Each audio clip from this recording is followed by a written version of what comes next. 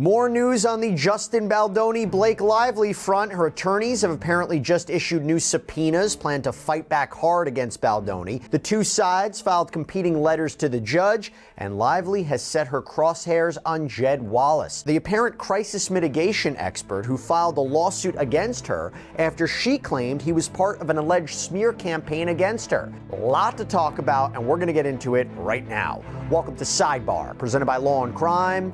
I'm Jesse Weber. Okay, so we have some updates in the Blake Lively-Justin Baldoni case we want to talk about right now. First up, Blake Lively's team is indicating they are going on the offensive. And remember, she was the one who first started all this, right? So she filed her initial civil rights complaint with the California Civil Rights Department that matured into then a federal lawsuit. And she has sued Baldoni, his production company, Wayfair Studios, and other executives and team members, alleging that Baldoni, her co-star, director of the film It Ends With Us, sexually harassed her and created a hostile work environment on that set, and then proceeded to launch a smear campaign against her in the media and online to destroy her reputation. Now, he countersued, and he filed a suit against not only her, but her husband Ryan Reynolds as well, and argued that she destroyed his reputation, that she did that with false allegations that she weaponized against him, that she coordinated all this with the New York Times to publish these alleged false allegations in a piece about him, that she ultimately took control over all aspects of the film, boxed him out, and then he claims that he hired a crisis management team to not go on the offensive against Blake Lively to damage her reputation, but rather the defensive to prepare if she made claims against him. And by the way, he also sued the New York Times as well for defamation. So there is a lot going on here, a lot of what's been happening, but that is the basic gist. Now, Baldoni has spent a considerable amount of time and effort seemingly litigating this case in the public, right? His attorney, Brian Friedman, doing a number of interviews, allegedly releasing behind-the-scenes footage of a dancing scene in an effort to prove that Justin Baldoni, his client, wasn't acting inappropriately, launching a website that featured never-before-seen text messages between Baldoni and Lively and Baldoni and Ryan Reynolds. The website also featured a timeline of events according to Baldoni, a newly filed amended complaint. By the way, as you know, we have been trying to cover all of the big updates in the Justin Baldoni, Blake Lively story, and I got to call out our sponsor, Upside, who with their support helps us to keep on doing this. Now, Upside is great if you don't know what it is. It is a free app that gets you cash back on daily essentials like gas, groceries, food. I pump my gas, I can use Upside. Go out to lunch at Chipotle, Upside. Maybe get some gum, Tic Tacs at 7-Eleven, Upside. I mean, why not get cash back when you do all these things, right? And yes, this is actual real cash back. It's money that appears in your Upside app that you transfer right into your bank account. So once you have the free Upside app, you claim an offer for whatever you're buying on Upside. You pay as usual using a debit or credit card. You follow the steps on the app, you get paid. So to find out how much you can earn, click the link in the description to download Upside or scan the QR code on screen. And make sure to use our promo code SIDEBAR because you'll get an extra 25 cents back on every gallon on your first tank of gas. So after all of that, after this fight has been made quite public, and I've said it before, I'll say it again, it seems that this fight is equally as important for the public, the court of public opinion, as it is in a courtroom. Now, Blake Lively is fighting back. So according to Deadline, her legal team sent out a bunch of subpoenas to companies like AT&T, T-Mobile, Verizon, AOL, Cloudflare, Inc., as well as one of the people that she accused of being complicit in this alleged smear campaign against her, Jed Wallace, a crisis management specialist, who we'll talk about more a little bit later. But her attorneys, Ezra Hudson and Michael Gottlieb, told Deadline, quote, "Miss Lively has initiated discovery that will expose the people, tactics, and methods that have worked to destroy and bury her reputation and family over the past year. We will now receive all of the receipts that, unsurprisingly, are nowhere to be found on Mr. Friedman's website. And like Miss Lively, those receipts will have their day in court." And a spokesperson for Lively and Reynolds said to Deadline also, "We look forward to investigating more about Jed Wallace's entire business model and what else he was doing to distract from the very real sexual harassment and retaliation claims made by Miss Lively. We are delighted to be able to start discovery on it." Now, this is big because if you have been following this case, a lot of discussion was centered around what Baldoni and his team presented for the world, the public, the media to see. For instance, apparent messages from Blake Lively to Baldoni where she arguably creates a more relaxed rapport with him, where he perhaps wouldn't have to be mindful of what he's saying. For instance, we have this message purportedly from Blake Lively to Justin Baldoni that was published by Baldoni's side, where it says, "If you knew me in person longer, you'd have a sense of how flirty and yummy the ball busting would play. It's my love language, spicy and playfully bold, never with teeth." So you could argue this is a very provocative way to talk about her character in the film, or what she portrays or wants this character to be like. Then another exchange was presented in this timeline document that was on the website, where Baldoni writes to Lively, "Been deep into writing, really fun with you in mind." And then he seems to backtrack and texts how fun is not the right word, but rather exciting, maybe thinking that fun would come off wrong. But Lively seemingly writes back, "You're safe here." So the idea here is, again, you don't have to worry about what you're saying. Now, I'll make one little point from a legal point of view.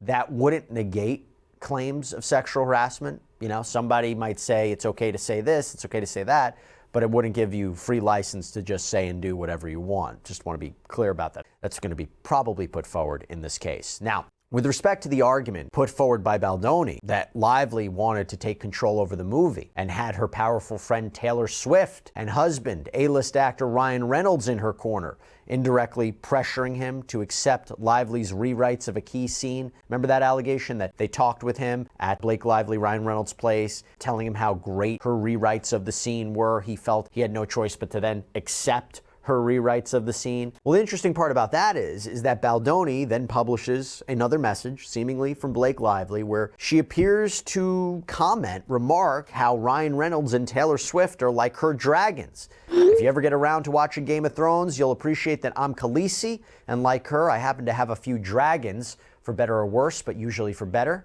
because my dragons also protect those I fight for. So really, we all benefit from these gorgeous monsters of mine. You will too, I can promise you."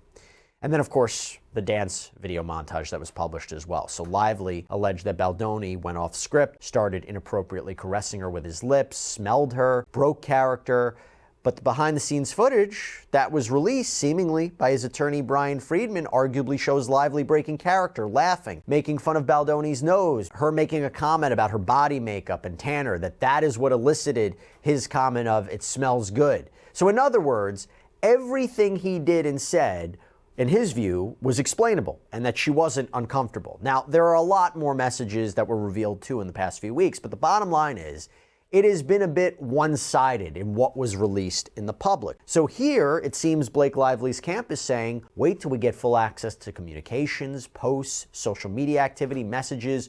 We will reverse this narrative put forward by Justin Baldoni, all in anticipation of a trial currently scheduled for March 29th, 2026 out in New York. But we aren't at that trial yet, and that now brings me to another update in this case. So, we have a response from the lawyers representing Justin Baldoni, Wayfair, other executives at Wayfair, Baldoni's PR and crisis management specialist, the people that Lively has been suing. We have a response from them. So they just responded to a letter that Blake Lively had sent to the judge. In other words, in order for us to understand what Baldoni and his team just responded, we actually got to go back to the letter that Lively had sent to the judge.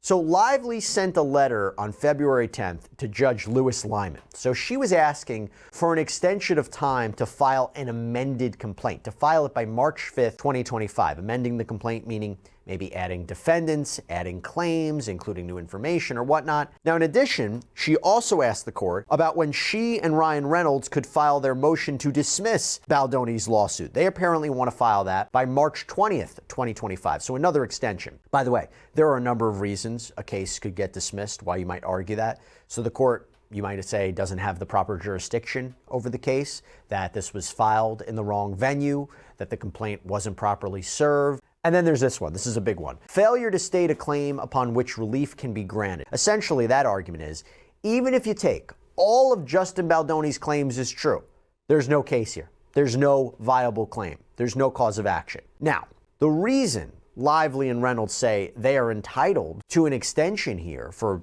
both the amended complaint and the motion to dismiss is because one of the things they argue is that Wayfair and Baldoni, these parties, they requested and were granted an extension to respond to Blake Lively's complaint, so we should get our request. But this is the key. Quote, The modest extension will allow for Ms. Lively to address the extensive new facts and claims at issue in this litigation. Such an extension is also warranted given that after counsel for Ms. Lively informed the court on February 3, 2025 that she intended to amend her complaint to add additional parties and claims, one of those intended parties, Jed Wallace, along with his company Street Relations Inc., filed an anticipatory and meritless 10-page complaint in federal district court in Texas regarding issues that substantially overlap with the issues in this litigation.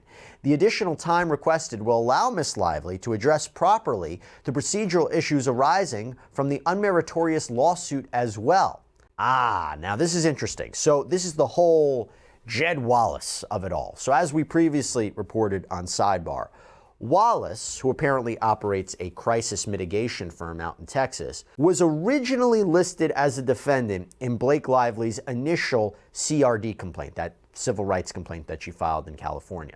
This was a precursor before she officially filed her lawsuit against Baldoni & Co. Now, Lively has alleged that Wallace was instrumental in this alleged smear campaign against her. In her filings, Blake Lively's lawyers wrote, quote, "They," referring to Baldoni's crisis team, "also retained subcontractors, including a Texas-based contractor named Jed Wallace, who weaponized a digital army around the country from New York to Los Angeles to create, seed, and promote content that appeared to be authentic on social media platforms and internet chat forums. The Baldoni Wayfarer team would then feed pieces of this manufactured content to unwitting reporters, making content go viral in order to influence public opinion and thereby cause an organic pile-on." Now, Lively's complaint includes what appears to be text messages referencing Jed Wallace. One example is a text in which Melissa Nathan, this is Justin Baldoni's crisis management expert, allegedly told his publicist Jennifer Abel in a text message, "We've also started to see a shift on social, due largely to Jed and his team's efforts to shift the narrative towards shining a spotlight on Blake and Ryan." Or another message where Nathan reportedly texted Abel an apparent quote from Wallace, "We are crushing it on Reddit. Jed." Here's the thing. Jed Wallace wasn't listed as a defendant in Blake Lively's official lawsuit. And because of that, this is now when Jed Wallace, as you just heard from Blake Lively and her team, this is when he filed a $7 million defamation lawsuit against her. That 10-page complaint that Lively mentioned in her letter to the judge, that was filed in Texas court. And in it, Wallace accuses Lively of making unfounded claims against him and his firm, and that he was wrongly implicated in this alleged smear plot. So Wallace contends, Blake Lively, you name me in a CRD complaint for the whole world to see, but you don't actually name me in the lawsuit. The damage was already done. Because as the story spread, he asserts that he was wrongfully named in articles as a defendant due to Lively's complaint, which wasn't true.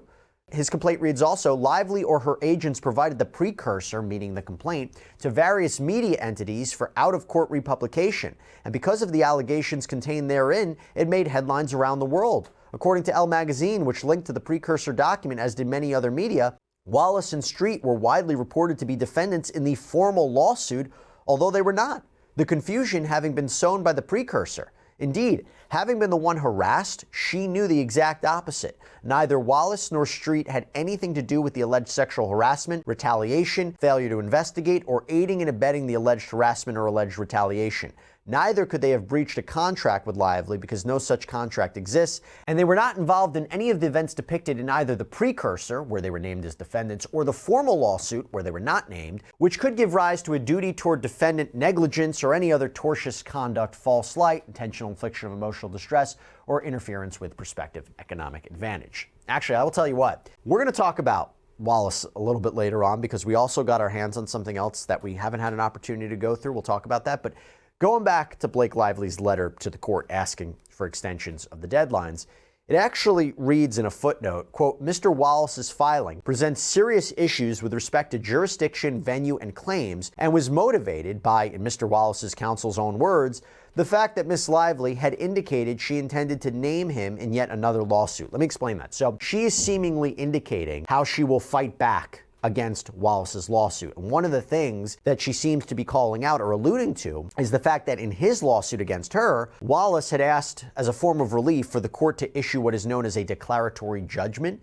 So in this case, it appears he wanted the court to step in and issue a formal statement, a formal order declaring that he was not involved in any way in any of the alleged harassment or retaliation or smear campaign against Blake Lively, that he's in the clear. And that seems to be so he can't be named as a formal defendant by Blake Lively in an amended complaint. Again, more on him a little bit later. But going back to Blake Lively's letter, in terms of when Lively and Reynolds can file their motion to dismiss, again, they want to be able to do so by March 20th. They've argued that schedule aligns with the Wayfarer defendants because that's the deadline by which Wayfarer and Baldoni can file their motion to dismiss Lively's complaint. So in other words, this should all be on the same track. There's also more of a discussion on the federal rules on deadlines and when to file certain papers. I'm not going to bore you with all that. You get the general premise of what's being argued, because that now leads us to how Wayfarer responded. So Wayfarer and Baldoni and the team, they filed a letter with the court on February 11th. And here is what is said in their response. They write, quote, "Notwithstanding the Lively parties' inexplicable refusal to consent to a similar extension requested by the Wayfarer parties in the throes of the Los Angeles wildfires, the Wayfarer parties have no objection to the extension sought by the Lively parties." First off,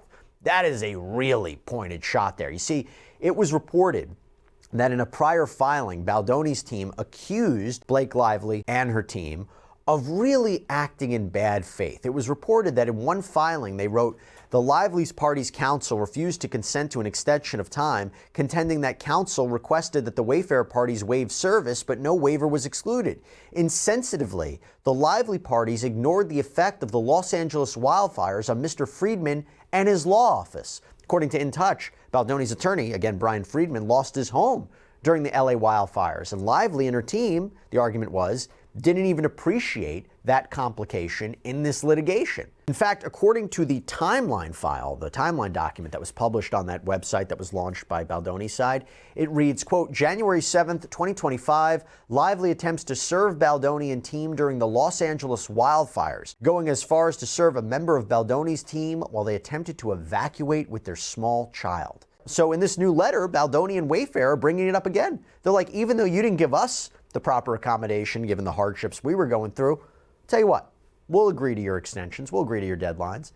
But then the letter continues, quote, "However, if the court extends the Lively parties' deadline to amend their complaint to March 5th, 2025, the Wayfarer parties respectfully request that the court extend the Wayfarer parties' deadline to respond thereto to April 16th, 2025. And then it goes back to Jed Wallace once again. The letter reads, "Unfortunately, the Lively party's letter goes further than a simple request for an extension of time, leveling unnecessary and baseless attacks on non-party Jed Wallace and the litigation pending against Miss Lively in the United States District Court for the Western District of Texas. What the Lively parties conspicuously fail to mention is that the now pending litigation in Texas was precipitated by Miss Lively, who initiated legal action against Mr. Wallace in Texas State Court on January 21st, 2025, approximately 2 weeks before he filed his federal lawsuit in response. While the Lively parties now claim that Mr. Wallace's Texas action suffers from serious issues with respect to jurisdiction, venue, and claims, in Miss Lively's verified petition seeking a pre-suit deposition of Mr. Wallace, Miss Lively acknowledges that jurisdiction in Texas is proper given Mr. Wallace's domicile. A true and correct copy of Miss Lively's petition is attached here too as Exhibit A." Now, let me just explain what's going on here. I'm going to get to that exhibit in a little bit. We haven't really talked about it before. But essentially what's being argued is that before Jed Wallace filed his complaint against Blake Lively, she had actually tried to depose him. And that is really interesting because Baldoni and his team continue in this letter writing, "Notably in her pleading, Miss Lively concedes that she lacks sufficient facts to state a claim against Mr. Wallace, hence the need for pre-suit discovery.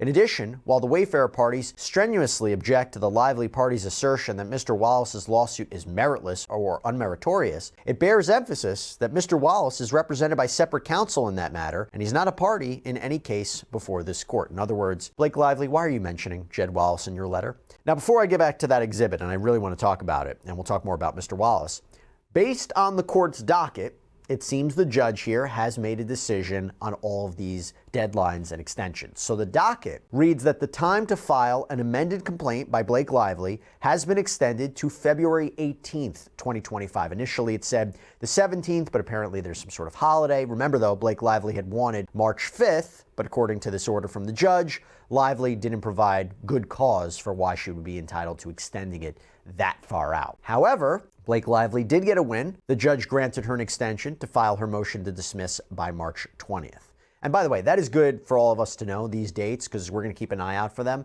Little legal inside baseball thing here, at least from my experience in litigation. While the attorneys can obviously file an amended complaint or a motion to dismiss before the deadline, us lawyers, we love to write, we love to rewrite, we love to wait for additional information, and sometimes we will wait till the very last minute before filing a document. So remember those dates of February 18th, March 20th. We should be getting those documents at around that time.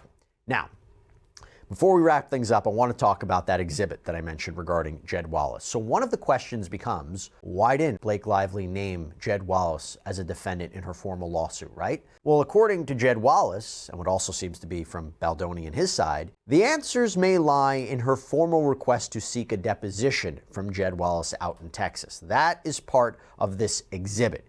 It's called a Rule 202 deposition under Texas law. Rule 202 deposition under Texas civil procedure allows a person to request a deposition before filing a lawsuit. It's typically used to investigate claims, gather evidence, identify potential defendants.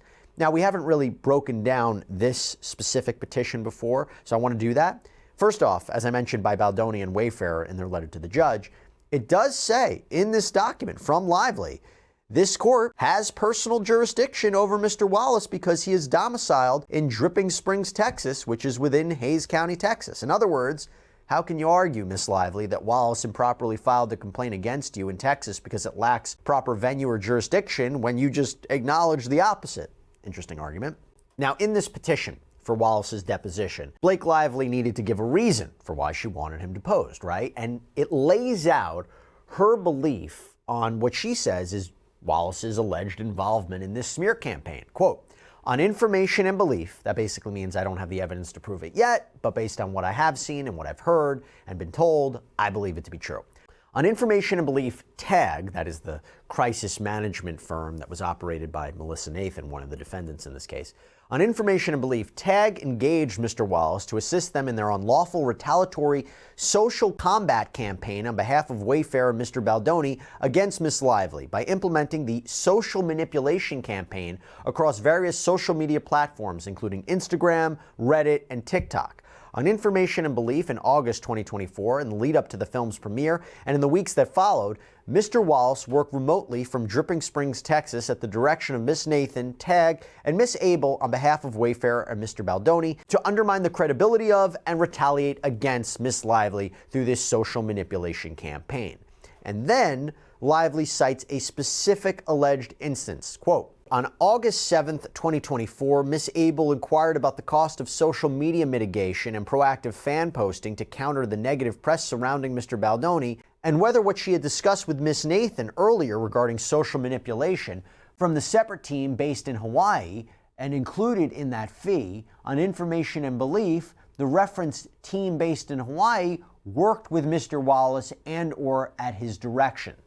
The petition goes on information and belief, Mr. Wallace was in regular contact with not only Miss Nathan, but also other executives of Wayfarer. For example, on August 18th, 2024, Miss Nathan texted Miss Abel that, as opposed to using bots, the other team is doing something very specific in terms of what they do. I know Jamie and Jed connected on this, Jamie referring to Jamie Heath, CEO of Wayfarer.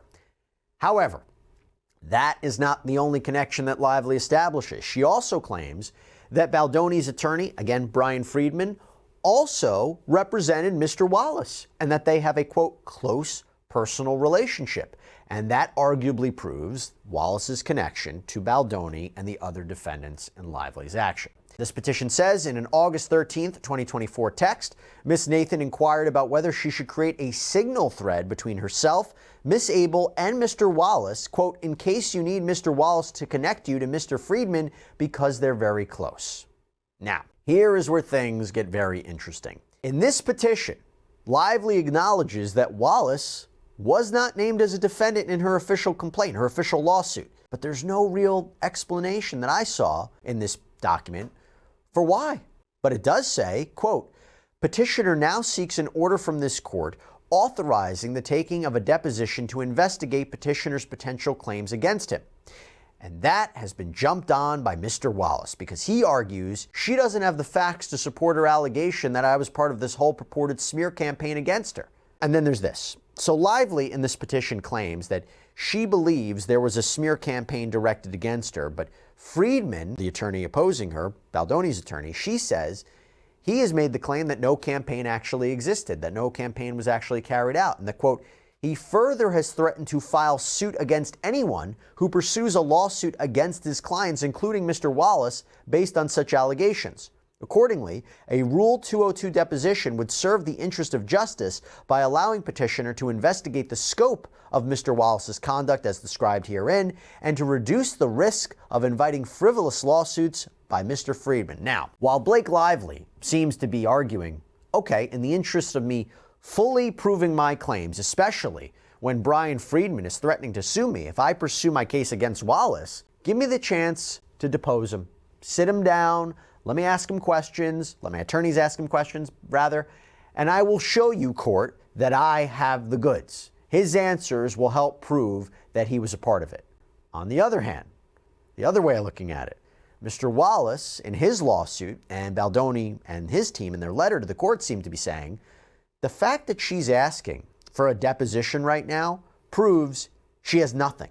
In other words, they're arguing this is a sign that she improperly initially listed Wallace as a defendant without having sufficient facts to back it up. Interesting argument from both sides, but there you go. Some updates in the Justin Baldoni, Blake Lively ongoing legal saga, and we will make sure to continue to follow it for you right here on Sidebar. That's all we have for you right now, everybody. Thank you so much for joining us. Please subscribe on YouTube, Apple Podcasts, Spotify, wherever you should get your podcasts. I'm Jesse Weber. I'll speak to you next time.